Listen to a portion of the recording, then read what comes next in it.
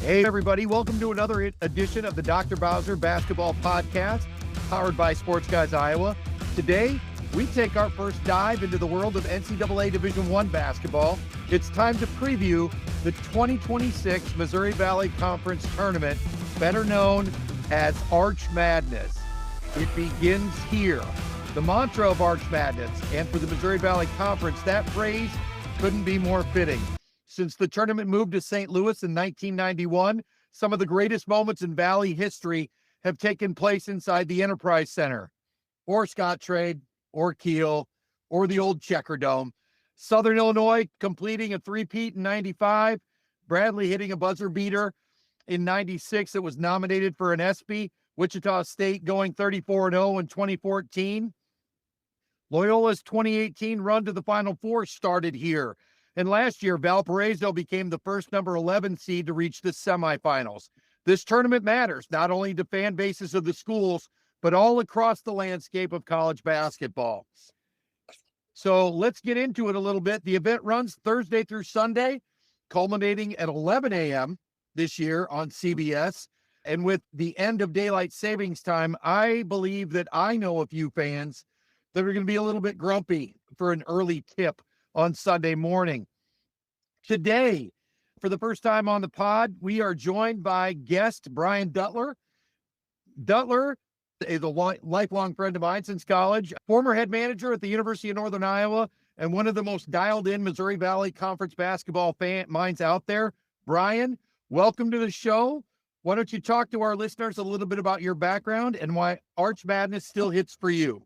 Yeah, thanks, Chris, for having me on. It's a great time of year, and that calendar flips to March, and the mind thinks of Arch Madness and the great times in St. Louis and all those great times on the college basketball hardwood when we were back at Northern Iowa. A little bit on my background. I grew up in Northwest Iowa in Spencer and had the opportunity to play basketball, but I was 6 foot in sixth grade. And then I got the sophomore year, there wasn't much room for a 6 foot post guy anymore. So had to pivot a little bit, so to speak, find a little bit of a different way in the game of basketball, but have always been involved with statistics and for Coach Bob Hayden and Don Martindale at Spencer when I was there. And then just kind of kept doing the stats and the book and all that stuff. And then get to Northern Iowa, didn't think anything about it, and looked in the newspaper of good old Northern Iowa and said there was a classified ad looking for a statistician and manager and it spoke to me. Fortunately, at that time, Sean Olson was the head manager and I was hired on part of the staff. And for the better part of the next 5 years, it was the most awesome experience I could have. For the day job right now, I'm a general manager of a golf course in Dallas, Texas, but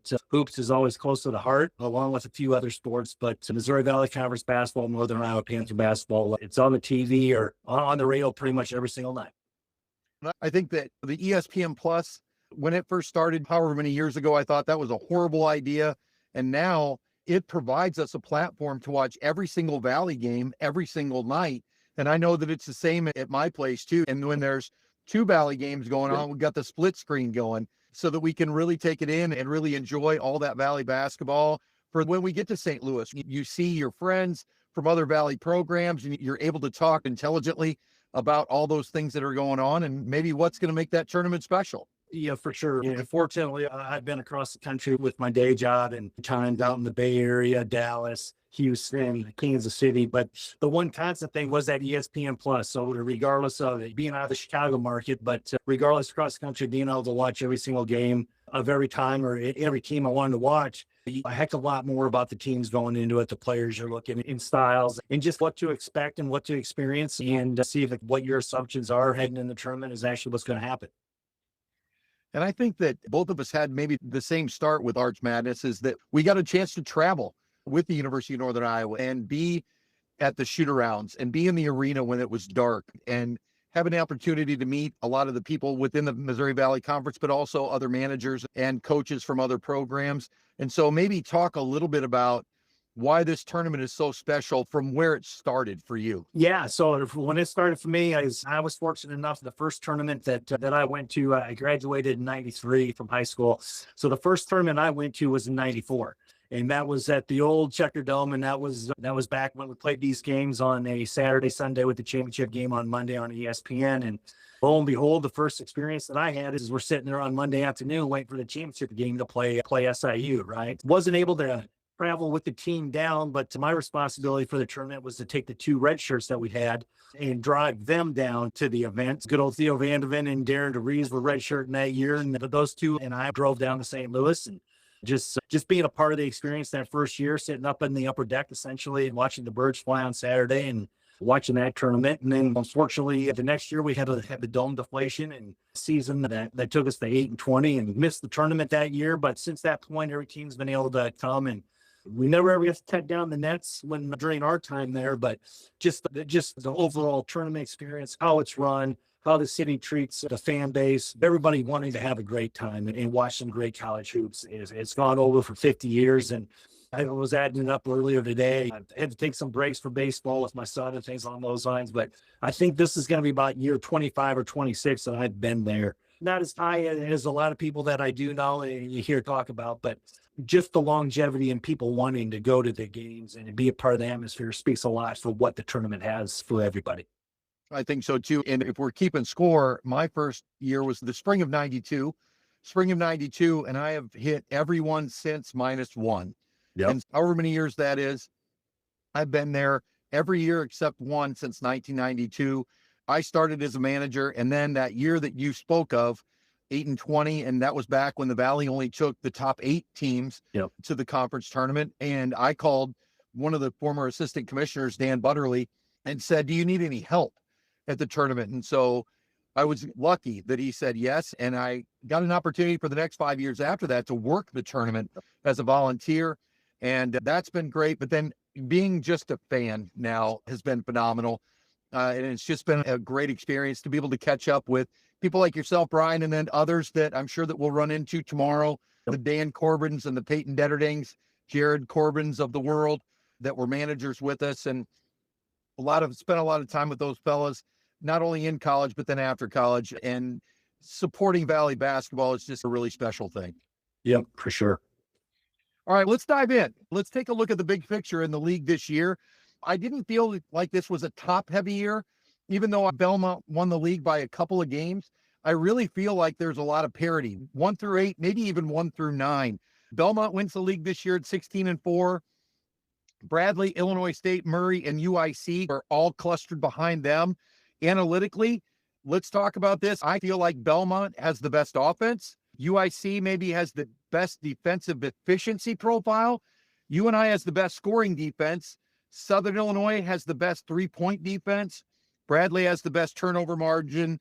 And Murray State is the best free throw team. Talk about the balance of this tournament. How do you feel about the balance this year? Yeah, I'm in somewhat agreement with you. You have a team that wins conference by 3 games. I think you have to put them a little bit above everybody else, right? But you say that, you take a look at Belmont's losses, and they've got 4 losses. 2 of them are by 1 point. Another one was in overtime, but they got beat by SIU and they got beat by Indiana State, which would be considered more towards the lower side of the Valley at this point in time. So yet they are head and shoulders above everybody else, but that speaks a lot to the competitiveness of the overall league. Night in, night out, you've got close games, you've got hard play. That middle is that 2 through 8.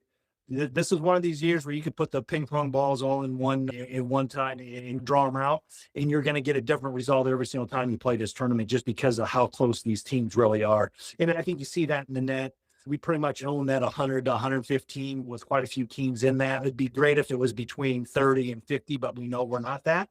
But for where we're at and having the 9th best league right now in the net, I think speaks a lot to the quality of teams that are playing in the Valley. I think that I've had the opportunity to see a handful of games live this year. And so one of the things that stands out, maybe in comparison to the last couple of years, is it feels like all of the teams are a little bit elevated this year with the level of talent and the things that they did in the non-conference. When UNI was healthy in the non-conference, they looked really strong. And that is true of a lot of those other schools too. But let's maybe focus in on Belmont as the regular season conference champion. They're 26-5 overall. They've got a 55 in the net. However, we were just talking about this before we went on air. They are 9-0 against quad 4, 11-3 against quad 3, 5-2 against the quad 2. But this is, I think, the only Valley school that didn't play a single game against quad 1. And so talk a little bit about that, Brian, from your perspective. Yeah, that's what stuck out with me is with that net of 54, they're going to need a little bit of help when we start talking big picture. And if things are positive from St. Louis, it doesn't matter. But this tournament never ever goes chalk. So you never ever know what's going to happen. Let's have some better metrics and have some better numbers. And we can talk about all these quads from last year's tournament. We were doing the wins above bubble, which we spoke a little bit about. And they're somewhere there. They're not in the 40s. They're not below 40s. And for them and for the Valley, it's a one bid Valley, unfortunately. And you'd like to think that maybe Belmont could possibly sneak in, but we're going to find some other ways and other teams, probably in the major 4 or 5 conferences, that will not allow that to happen. Talk a little bit again about wins against the bubble. And this is a new metric that I've heard that the committee is using this year. Talk maybe about statistically what it means, Brian. And then you can do a little research as well on it. But basically, it's from a mid-major perspective, it's another way of being able to protect the big guys a little bit, right? Is basically taking someone's schedule and talking about different differentials and things along those lines with a 0-1 score based off of your schedule versus your opponent's schedules, and a competing team then what would end up happening if you played their schedule and they played your schedule. And it's metrics, and it's another way, I think, just really to protect the bigger leagues. That's what I think too. You mentioned that Belmont today is 53rd, number 53 in wins against the bubble, and they're 55 in the net. So Correct. Maybe gives them 2 spots up, maybe 2 bumps up. But talk a little bit about Belmont as they enter the tournament. They average 83.7 points per game in conference. They're shooting 52% from the field, 41.6% from 3, and they average 18.1 assists per game. And that's what I think is really interesting. And so they share the basketball, and I think they don't have to create a lot of shots off the dribble. They're creating it out of their offense. Yeah, they are. And starting right at the top, it goes with Tyler Lundblad, who just earlier today is the Larry Bird Player of the Year of the Valley, and just a great performance all season long. Dead-eye sharpshooter right from the 3. And then you go inside a little bit with Drew Sharnowski, and he's another first teamer right now for the year. And, that's a pretty solid 1-2 punch. And just watching them, the ball movement, the player movement, looking at coming around the screens, having those moving 3-point shots, and they are exceptionally well shooting a 3-point shot. Now, for those of us that have been to the Valley tournament plenty of times, we know shooting can become very difficult during quite a few games. So it'll be interesting to see if Belmont can continue their streaks and their good, consistent 3-point shooting and perimeter shooting, because those rims get awful tight throughout the course of the event. I think so too. So just maybe let's wrap up this segment, and I'm going to ask you one question, Brian. So if Belmont loses at some point on the weekend, are they sweating on Selection Sunday? But the answer to that question is no, because I don't think they have a chance. There's really not really going to be a whole lot of sweating. So in a more probably positive way, yes, they would be sweating. I think we have to, if Belmont wants to get in the event, in the big tournament, they're going to have to win Arch Madness. Yeah, unfortunately, I think that you're right. I'm obviously a shill for the mid-major schools. And you look at a school like Belmont, and I look at schools maybe towards the bottom of the Power 4 conferences that have 12, 13, 14 losses. And I think I've heard other people say that maybe Belmont's more deserving, but they're not one of the best at-large teams. And I get what they're saying. It's a semantic argument. But I will tell you that there are teams in the NCAA tournament that if they saw Belmont on the line against them, would be shaken in their boots. That is correct. I 100% agree with you on that assessment. All right. So before we dive into the breakdowns on Thursday, one of my buddies from Springfield, Missouri, provided me with some betting advice on the Valley tournament. And I think we are not ever condoning or supporting betting on these games. However, if you do, here's a couple of things to think about. In the championship, over the last 14 years, the finals favorite is 13-1 against the spread over the last 14 years. In terms of over-under, so pace of game, pace of play, totals over 131.5 or higher, the under is hitting 67% of the time the last 10 years. And underdogs of 6.5 or more are only covering 34% of the time. So there's some betting information for those who may partake. This is the first year of Arch Madness where betting is legal in Missouri. And so I'm sure that everyone will have their favorite app in the Enterprise Center Yeah, it'll be nice not having to hit the Metro Link to go to Illinois to hit the cell tower and then come back this year. Absolutely. That's great. That will be fantastic. That's fantastic. All right, so let's dive in. Opening game on Thursday is the 8-9 matchup. The 8 matchup being the Southern Illinois Salukis versus the 9 seed Drake Bulldogs. Drake is led by Jalen Quinns, 19.4 points per game.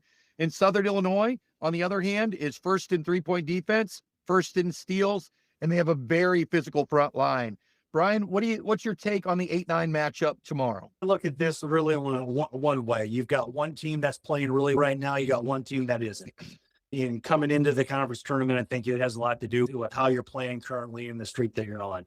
Drake's lost 9 in a row. I think Southern has won 4 in a row. There's not a lot of analysis in that, other than the fact that I think SIU is going to be able to handle Drake fairly well in this game. And I would say, too, when Southern Illinois is playing well, their fan base follows. And so it would be really nice to see some maroon and white in the building tomorrow supporting the Salukis and making it a great atmosphere for the first game on Thursday. Yep. Sure. All right, let's transition over to the 7-10 game, which is Valparaiso. This year is the 7 seed, and Indiana State is the 10 seed. A couple of things about Valparaiso. They're third in the league in 3-point percentage.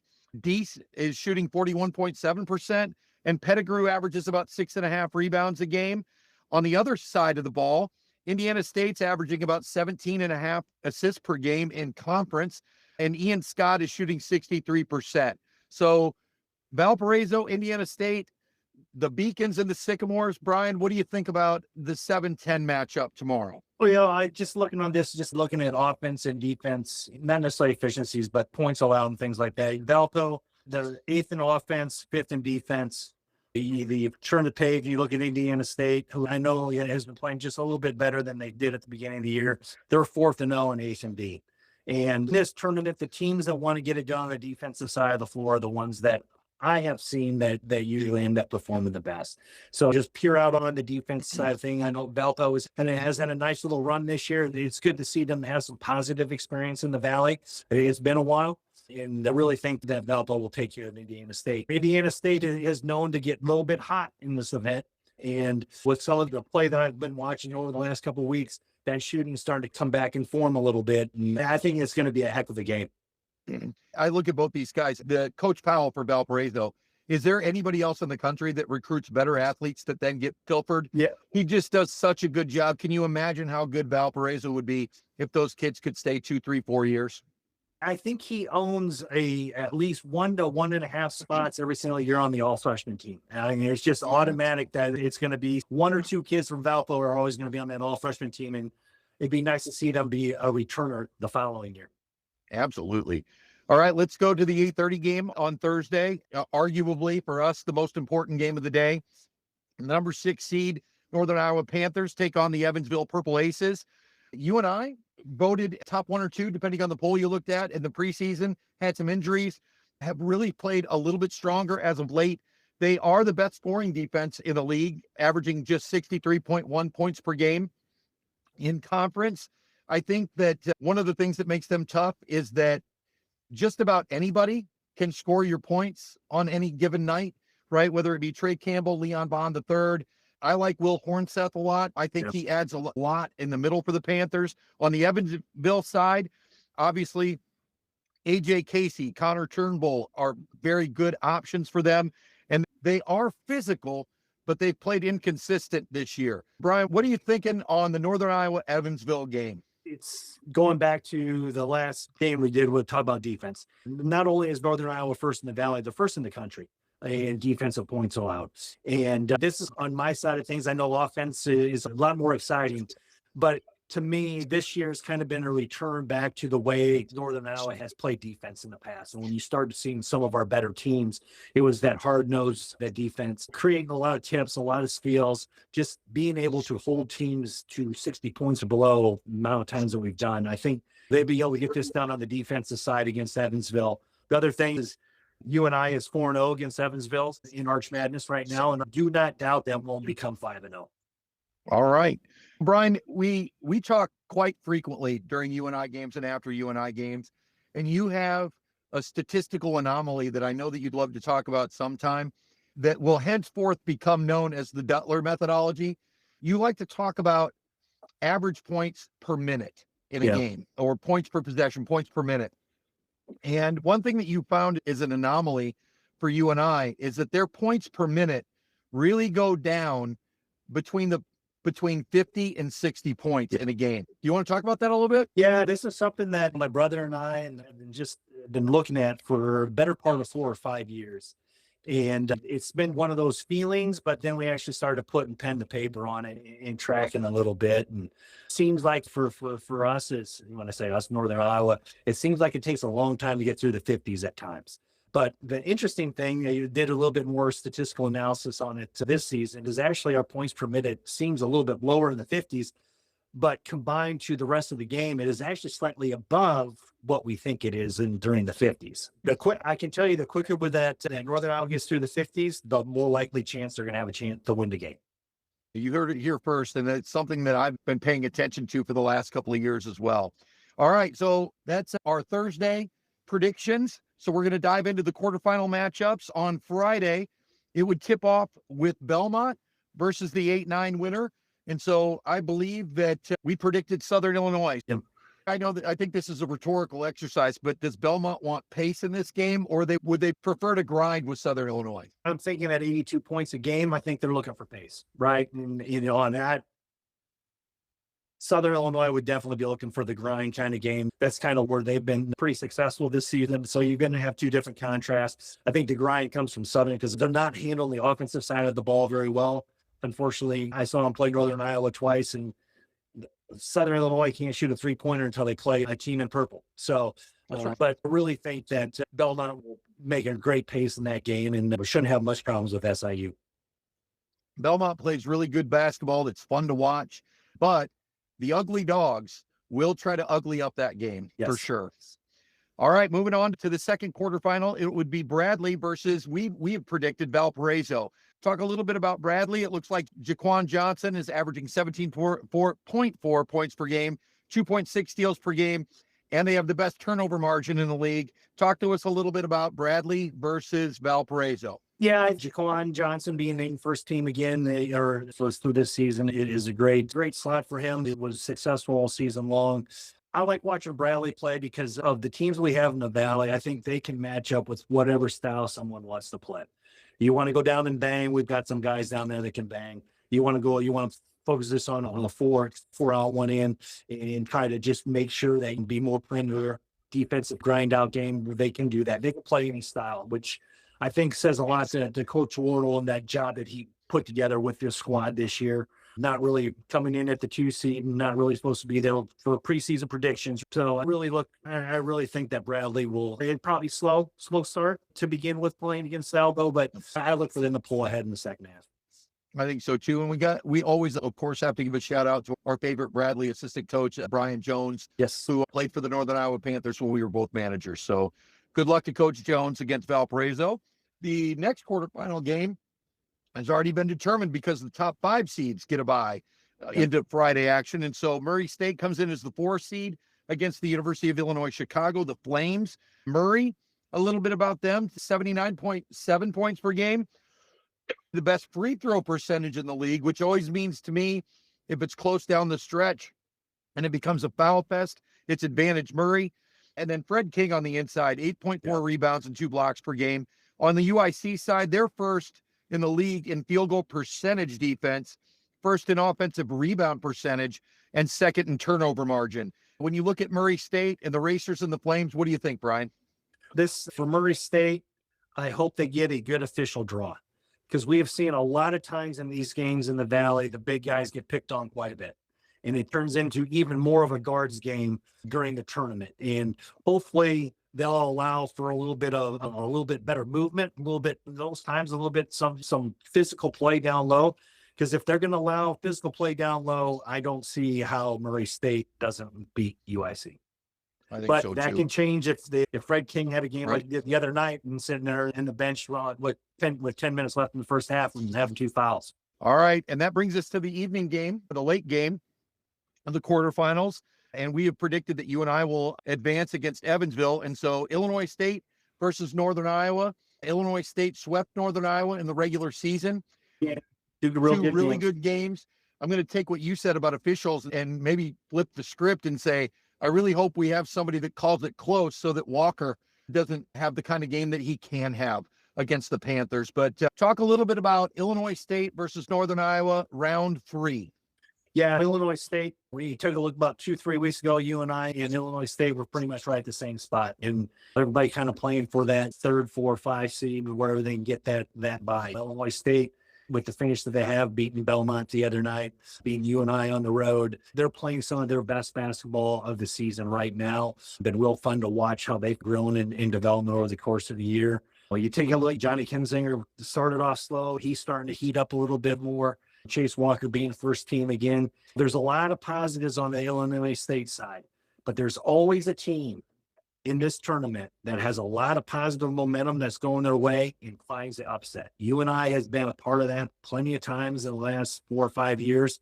And I really think because of the closeness of the games and how competitive the both teams are, this would not shock me at all if UNI beats Illinois State in this game for the 3rd time. And I'm going to go cliche, right? It is so hard to beat a team 3 times. Yeah. I think one of the things that's so great about the coaching staff at UNI is that they will evaluate film, and every coaching staff evaluates film, but they look for the things that they could improve upon in those first 2 matchups. And they're going to try to exploit some of the things that maybe they've been exploited against on those first 2 matchups in this 3rd matchup. And I love the enthusiasm, and I'm hoping that by about 10:30 on Friday night that we're getting ready for semifinal Saturday, which is what we're going to talk about next. Semifinal Saturday, that's where everybody wants to get, right? It's when they dim the lights for the starting lineups. It's when everybody's favorite anthem singer, Janeerald Wilson, shows up and kicks off the day. And it's just a special environment. And so let's talk about what we have predicted to be semifinal 1. The winner of the 1-8 or 1-9 matchup, Belmont, versus the winner of the Murray State UIC. There you go. And so talk a little bit about what we've got in this game, Brian. This is semifinal Saturdays. Everybody's got the first or second game jitters out of the way. Usually starts a little bit slower on Saturdays, not as slow as on Sundays, but it's a little bit slower pace at the beginning part of the game. That's kind of where the pace kind of starts to really start taking into effect. Coaches, you can't play everybody. The benches get really short. And this is where pace can start to be an issue. And when you have Belmont that wants to run and gun and get up to that 80-point threshold, the Murray or UIC, whoever decided coming out of that game, they're going to be able to, if they want, either team, I believe, can throttle it down if they want. Now, Murray has a tendency to, want to speed it up as well if it comes in a track meet. I really think Belmont will take care of Murray. Where the interesting matchup, if this turns into a Belmont UIC game, which very possibly could happen, I think this is going to be one of Belmont's biggest chances for getting upset. I think so too. So the other half of the bracket, Bradley against hopefully a UNI team that is upset the 3 seed on Friday night. So talk about maybe what a round 3 with Bradley and UNI would look like. They split during the regular season. I think both teams would pack the defense in this game. I really think this would be whoever got the 50 first would win the game. I just don't see a lot of offense this 3rd time around. Coach Jake and Coach Wardle probably know each other pretty well at this point in time when it comes to what everybody's looking at trying to do. You've got a couple extra wrinkles everybody throws in, but it comes down to you're going to run your best against their best. And we've seen quite a few of these knockdown drag-out fights between Bradley and UNI in the conference tournament, and they're all defensive battles. So that's what I would expect to see there. You have, if Illinois State were to win on Friday night, you had a nice little I-74 war again. They've had some pretty competitive games as well this year. And I really would look for Bradley to take care of the Illinois State in that game.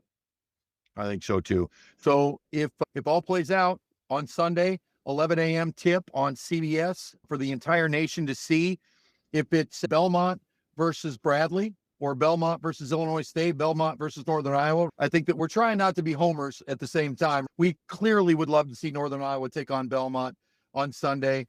And from my perspective, Belmont and Northern Iowa over the course of the last couple of years and this year have played really great basketball games. Yep. The game in Nashville this year was high scoring, energetic, everybody sharing the basketball, people knocking down shots. And so if it did come down to Belmont and Northern Iowa, I would love to watch that game. But let's say it's the number 1 and the number 2 seed. Let's say it's Bradley and Belmont. What do we expect in a number 1 versus number 2 tussle on CBS 11 a.m. Sunday morning? The one nice thing about that 11 o'clock tip is there's not going to be any American Conference or Conference USA game going to 1:15 to 1:30 and having the early game be joined in progress at about the 8-minute mark of the first half. I don't know what game's going to be on after us, Brian, but I hope that we go to triple overtime no matter who's playing. Yeah, absolutely. It would do the Valley good to have this 11 o'clock time frame. Some people like it, some people don't. I think it's great just for the exposure. We're going to be able to lead in to the broadcast and get the story of the Valley out, because really this is the first, quote, pretty big conference tournament every single year. And this is the championship game. And this is the nice thing about the Valley tournament, is it leads into all the other big boys, right? We know our place. We'd like to be better than what we are, but that's not who we are. But when you pop on that TV and you start seeing the Valley logo on the sides of the floor, March Madness in the middle, in high quality basketball, especially on a Sunday, it's just it's a great thing. But going to the game wise, if it's Belmont and Bradley, this is where I think where defense will win out. This is a hard thing to play 3 days and 3 games. 3 games in 3 days. And we talked about the arena a little bit. The crowd will definitely be very pro Bradley at this point in time. You're looking at probably, I would say, would be a 75-25 split in that arena. And the 25% would probably be 20 of the remaining people, that fan bases, and 5% would be Belmont, right? Because the travel for them just isn't very good yet to this point. But that becomes a scary thing with Coach Wardle wearing his ruby red slippers on that sideline, and that defense picking up. And I can see Bradley beating Belmont in this scenario. I can too. Bradley on Sunday, it's kind of like Tiger Woods wearing red back in the day, right? Yep. It's red on Sunday, and that coaching staff and those guys, they have a belief that when they get there that they're going to win it. And if they did, that would be fantastic for them to represent the Valley in the NCAA tournament. But if Belmont would win, that would be the first time that they would be representing the Valley in the big dance. Yeah, it's nice bringing in Belmont and bringing in Murray State, coming from the OVC a couple of years ago. You just been waiting for both of them to take off, and it's a little bit harder for Murray State than it has been for Belmont. Belmont's been that consistent riser with Coach Alexander down there and in the program that he's got. And it's good to see that both of those two schools getting to taste a little bit of what the Valley truly is. If Belmont wins this thing, there is going to be no team on that 5-12, probably a 5-12 line or 6-11 that is going to want to see Belmont, because they do have the outside shooting. They do have the pace. And you're talking about a team that's low, ranked in 20 to 30, which is more than capable. They've got a lot of L's. And that's the reason why they're down there. And somebody with the offensive capabilities at Belmont, they are going to want no piece of that. Absolutely not. And after Arch Madness is over, one of the things that I love about this league is that I really feel like all the fans of all the schools put all of their support behind the team or teams that end up in the NCAA tournament. And we become Valley fans at that point. And that's one of the things that I think makes the Missouri Valley Conference great. Yeah, for sure. It's that support from everybody. And yeah, even at the tournament, you're there to cheer on your team, but we all have there are some teams you just can't cheer for because they're your rival or whatever. But when it comes down to the NCAA tournament or NIT or wherever, you want to see the Valley be successful, because we are a very successful basketball league. We have some great teams. Do we have the top echelon? Absolutely not. But our top tier teams can compete with just about anybody in the country. And it's fun to get to March and to start to see these teams get to play somebody different, and then usually have some pretty good success. And the more the Valley wins, every team wins at this point in time when it comes to the NCAA tournament. Absolutely. That's the basketball end of it. Let's talk a little bit about why we like Arch Madness, maybe outside of the arena. I know that one of the things so I brought my daughter last year. She went to every game, and her mom called her about halfway through the tournament and said, "How you doing?" And she goes, "I think I got it figured out. We watch a lot of basketball. We gamble, and we figure out where we're going to eat next." And I said, "You have mastered Arch Madness. This is what you're doing." And so, Brian, talk a little bit about, that's one of the things that we love to do is socialize and commiserate outside the arena. What are some of your favorite places to eat between sessions or after the sessions are over? Yeah, you start off at Ballpark Village, right? You got everybody basically having their pregame functions there, or their pep rallies, whatever you want to call it. It's just a really good, fun hangout spot to go. The barbecue there's a couple of them that are just fabulous in St. Louis, and Pappy's is just the rule there is get there early or you might run out. Really? So That's right. So if the doors open at 10, make sure you're in line at 9 because you might run out. But for me, it's a lot of the consistent things. I've had fortunate to have my brother come along quite a few times. My son, when we lived in Chicago, this was baseball season, and he couldn't wait. He had baseball practice, so he had to stick around at Plainfield on Fridays. But he had that early morning Saturday practice. He couldn't wait to get on the AM track as fast as he could to get down to St. Louis because he likes the experience. He likes enjoying that everybody's there to have a good time. It is a family atmosphere, even though you've got different pockets. And I always explain to some people, regardless of where your seat is, it's the same people sitting in the same sections with the same people every single year and doing the same thing. And it's the routine. It's the fun things that you're able to do. And you see the people you might not know, but you know them because you see them every single year. And it's that comforting kind of feeling. And everybody you're there because you love a Valley institution, but you also love the kids playing and you love the game of basketball. Right. And when that's going on, it's a pretty high quality place to be.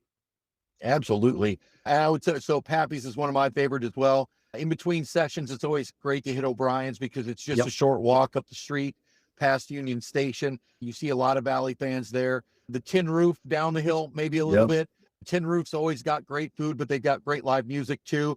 And I think no matter where you go in between sessions, you're going to run into Valley fans everywhere, and it's going to be a great atmosphere. Yep. Brian, thank you so much for joining us on the podcast tonight. For all those Valley fans that might be listening, we'll see you in St. Louis, and hopefully you'll hear us talk about Valley basketball again in the very near future. Sounds great. Thanks, Chris. Awesome. Thanks for joining us on the Dr. Bowser Basketball Podcast. This has been the Arch Madness edition. It begins here, and I'm going to take maybe a line from Todd Thomas. Is your team going to win today? Make some noise.